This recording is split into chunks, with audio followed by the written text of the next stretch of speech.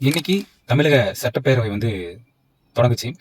இதில் பார்த்தீங்கன்னா ஆரம்பத்திலே கலகட்டுற விதமாக திமுக தன்னோட கோமாளித்தனத்தை ஆரம்பிச்சிருந்தாங்க. அது என்ன பார்த்தீங்கன்னா ஒவ்வொரு திமுக சட்டமன்ற உறுப்பினர்கள் எல்லாரும் பார்த்தீங்கன்னா சில பதாகைகளோட கையில் சில பதாகைகளை வச்சுட்டு பாக்கெட்டில் ஒரு பேட்ஜ் குத்திக்கிட்டு பேசுங்க முதல்வர், வாய் திறந்து பேசுங்க முதல்வர் அப்படின்ற பேட்ஜ் எல்லாம் குத்திக்கிட்டு வந்திருந்தாங்க. அவங்களுக்கு தெரியல இது ஆக்சுவலி சட்டசபையோட இன்னைக்கு முதல் நாள் அப்படின்றதுனால இன்னைக்கு ஆளுநர் உரை தான், ஆளுநர் தான் பேசுவார் அப்படின்றது யாருக்கும் தெரியல போல இருக்கு. அதுதான் வாய் திறந்து பேசுங்க முதல்வர், வாயை திறந்து பேசுங்க முதல்வர்னு சொல்லி எல்லாம் பேட்ஜை குத்திட்டு வந்து ஏதோ புரட்சி பண்றான் அப்படின்ற நினைப்பு கோமாளித்தனத்தை பண்ணிட்டு போயிருக்காங்க.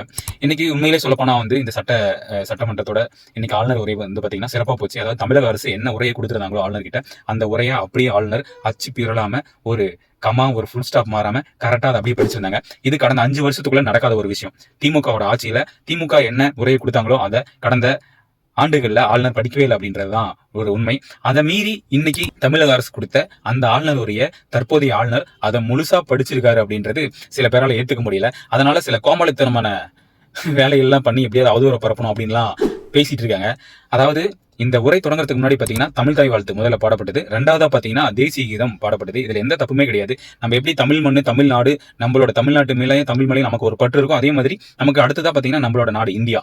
தேசிய கீதம் அப்படின்றது டிஃபால்ட்டா ரெண்டாவதா பாடுறதுல எந்த ஒரு தப்பும் கிடையாது. ரெண்டாவதா தேசிய கீதம் பாடுறது தப்புங்களாம் திமுகவை பொறுத்த வரைக்கும். அப்ப இவங்க எந்த நாட்டுல வசிக்கிறாங்கன்றது தெரியல. வேற எங்கேயாவது வேற கிரகத்துல இருந்து வந்த ஏலிங்களா என்னன்னு தெரியல. திமுக உடன்பிறப்புகள் எல்லாரும் தேசிய கீதம் இரண்டாவதா பாடப்பட்டது அவ்வளவு பெரிய ஒரு குத்தமா பேசிட்டு இருக்காங்க. அது எப்படி மக்களுக்கு கொண்டு போய் திணிக்கிறாங்கன்னா சட்டசபையோட மரபு மீறப்பட்டது அப்படின்னு சொல்லி முதல்ல பாடின தமிழ் தாய் வாழ்த்தை பத்தி எல்லாம் சொல்ல கிடையாது.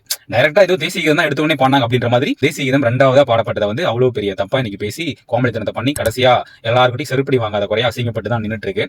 அதுக்கப்புறம் அந்த ஒரு பிரஸ் மீட் வேற ஒன்று கொடுத்தாங்க. நம்மளோட சின்னவர், அதான் எதிர்கட்சி தலைவர் உதயநிதி இருக்காங்க இல்லையா, அவரு பிரஸ் மீட்ல பேசிட்டு இருக்காரு. அதையும் எனக்கு தெரிஞ்ச ஒரு 30 எழுத்து 3 வார்த்தை தான் இருந்திருக்கும்னு நினைக்கிறேன். அந்த 30 எழுத்து 3 வார்த்தையை படிச்சு பார்த்து படிக்கிறதுல அதுல அவ்வளவு தப்பு, அதுல அவ்வளோ முறை திருப்பி திருப்பி திருப்பி தப்பாக படிக்கிறாப்ல. இவரெல்லாம் வச்சுக்கிட்டு என்ன பண்றது? இதுல வேற எதிர்கட்சி தலைவர்னு ஒரு பட்டம் வேற உங்களுக்கு.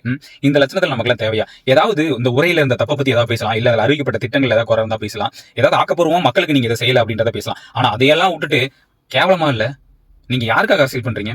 உங்களோட முகத்திரையெல்லாம் கிழிச்சு தமிழக முதல்வர் விஜய் அவர்கள் உங்க முகத்திரை எல்லாத்தையும் கிழிச்சிட்டு இருக்காரு அப்படின்றதுனால என்ன பண்றது, எப்படா தப்பிக்கிறதுன்னு தெரியாம எதையோ பண்ணிட்டு இருக்கீங்க பைத்துல.